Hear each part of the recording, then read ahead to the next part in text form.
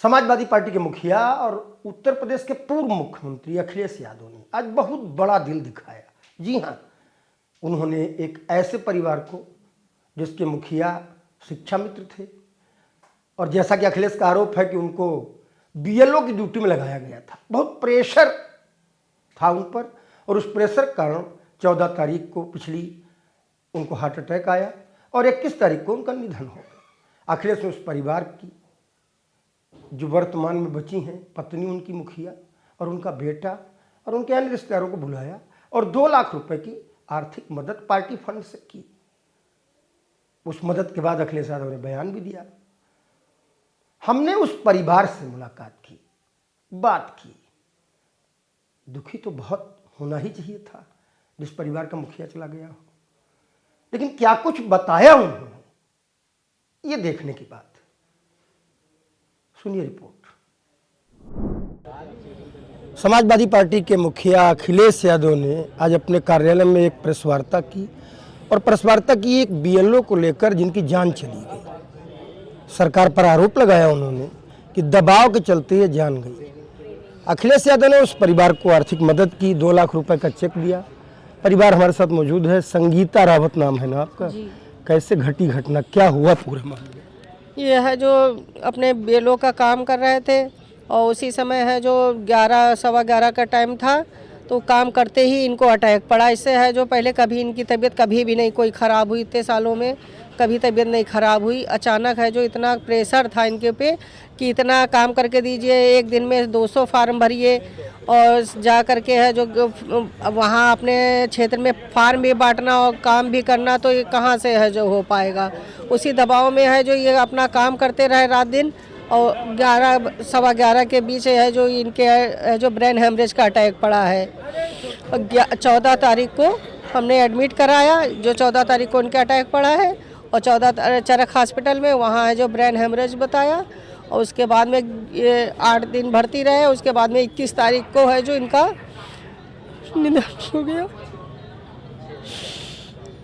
अब उधार लेकर के मैंने पैसे लगाए, लगभग 8 लाख रुपए लगा दिए सबसे लेकर के, तब भी हम बचा नहीं पाए। जिस विभाग का काम कर रहे थे उस विभाग के कोई अधिकारी कर्मचारी आए आपका हल लेने, आपकी मदद करने, कहीं आगे कुछ बढ़े? नहीं, कोई नहीं आया है, कोई किसी ने मदद नहीं करी है, ना ही कोई है जो आया है हम लोगों के पास में। केवल SDM जी आए थे, तो उसके बाद में है जो उन्होंने भी कुछ नहीं कहा और बस चले गए। कोई मदद नहीं और झूठा आरोप लगाया कि ये कार्यमुक्त थे। किसने आरोप लगाया? ये SDM साहब से DM साहब को भेजा गया होगा, तो DM साहब ने पेपर में निकलवाया था कि ये कार्यमुक्त थे, पहले से बीमार थे, इसलिए इनको है जो कार्यमुक्त कर दिया गया। नहीं, जो काम कर रहे थे कुछ कागज पत्र तो उनके पास रखे होंगे आपके पास? उनके सारे सबूत है, सबको मैंने सारे सबूत दिखाए हैं, सब कुछ है मेरे पास। आज के डेट में भी सब है। यहाँ नेताजी ने बुलाया था, यहाँ भी मैंने दिखाया है। नेताजी से खाली हमें मदद मिली है 2 लाख की और किसी से हमें मदद नहीं मिली है। लड़ेंगी या हार मान लेंगी? लड़ेंगे, हम हार क्यों मानेंगे? मैंने कहा झूठा तो है नहीं तो हम हार मानेंगे? क्यों हार मानेंगे? ये झूठे आरोप लगाए जा रहे हैं मेरे ऊपर, मेरे पति के ऊपर है जो झूठे आरोप लगे हैं, तो मैं कैसे हार मानूंगी? जो काम कर रहे थे, काम करते हुए उनका निधन हुआ है, तो क्यों मैं हार मानूंगी? अच्छा, अखिलेश यादव ने अपनी प्रेस वार्ता में सरकार पर बहुत आरोप लगाया, कहा बीजेपी और चुनाव आयोग मिला है तब ये घटनाएं घट रही, इतना दबाव दे रहे। आपको कुछ उम्मीद है सरकार से, मुख्यमंत्री जी से, योगी आदित्यनाथ से कुछ मदद होगी? हमें तो उम्मीद तो नहीं लगती, लेकिन कहते हैं शायद है जो, लेकिन उम्मीद तो हमें नहीं नज़र आती, क्योंकि किसी ने है जो हम लोगों का हाल तो लिया नहीं है, ना ही क्षेत्र के कोई है जो नेता आए हैं हम लोगों के पास। इनके बीजेपी के ना कुछ है जो, तो क्या उम्मीद करे हैं जो हमें है जो इनकी सरकार से है जो कुछ उम्मीद। कहाँ है घर आपका? घर कहाँ पे है? हमें मलिहाबाद में है, मलिहाबाद सरावा। मलिहाबाद सरावा में वहाँ कोई प्रधान, वहाँ कोई विधायक, वहाँ कोई पंच होगा, कोई अभी नहीं किया आपके पास? नहीं, सभासद है और वो चेयरमैन थे, जो चेयरमैन साहब भी नहीं आए हमारे यहाँ हम लोगों से मिलने, कोई मिलने नहीं आया है हम लोगों से। कौन कौन है परिवार में? मेरा एक लड़का है, हमें बस 2 लोग हैं।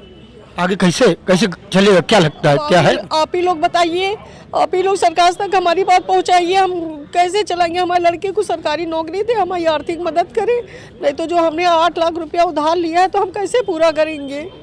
10,000 में है जो आदमी खर्चा करेगा कि दवा इलाज कराएगा, क्या करेगा समझ लीजिए। वो भी जो सहारा था वो भी चला गया। अब हम कहाँ से लाएंगे पैसे, कहाँ से? क्या कहेंगी सरकार दरबार से? अब यही कहना चाह रहे हैं कि सरकार इनकी मदद करे और इनके बेटे को सरकारी नौकरी देने, कैसे इनको घर चलेगा। घर भी सुना, मांग भी सुनी, अब ये इतनी बड़ी जिंदगी कैसे इनकी कटेगी। बेटा है विजय वर्मा जो बीएलओ थे, जैसा कि अखिलेश यादव ने अपनी प्रेस वार्ता में बताया। क्या नाम है बाबू? हर्षित वर्मा। हर्षित, पढ़ाई लिखाई कहाँ है? मैं बीटेक कर रहा हूँ, सेकेंड ईयर में हूँ। क्या है घटना, आपको भी जानकारी हुई? जवान हो गए हैं, बड़े हो गए, आपकी नज़र में क्या है? इनह्यूमेन समझे, इनह्यूमेन तरीके से उनकी डेथ हुई कि इतना प्रेशर डाला गया उन पर कि उनके ब्रेन हेमरेज हो गया। कागज पत्र तो रहे होंगे ना जो फार्म वार्म भर रहे जी हैं? बिल्कुल है मेरे पास, उनके फॉर्म भी है, उन पर नाम भी है बीएलओ का, उनका नंबर भी था।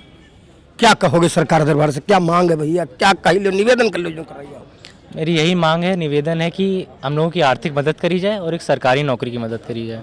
सुनो सरकार, अखिलेश यादव जी ने क्या कहा ये अलग बात है, और ये भी अगर कुछ कह रहे हैं आपको उस पर शक है तो अलग बात है, लेकिन सरकार है, दरबार है तो इसी जनता के लिए ही। करोगे तो सबको अच्छा लगेगा। मदद तो हर व्यक्ति की होनी ही चाहिए, क्योंकि हर व्यक्ति नागरिक है। अगर हम बीएलओ के रूप में उन्हें न भी देखें तो थे तो एक नागरिक ही। अगर परिवार का सहारा गया तो मदद करने के लिए तो सरकारें होती।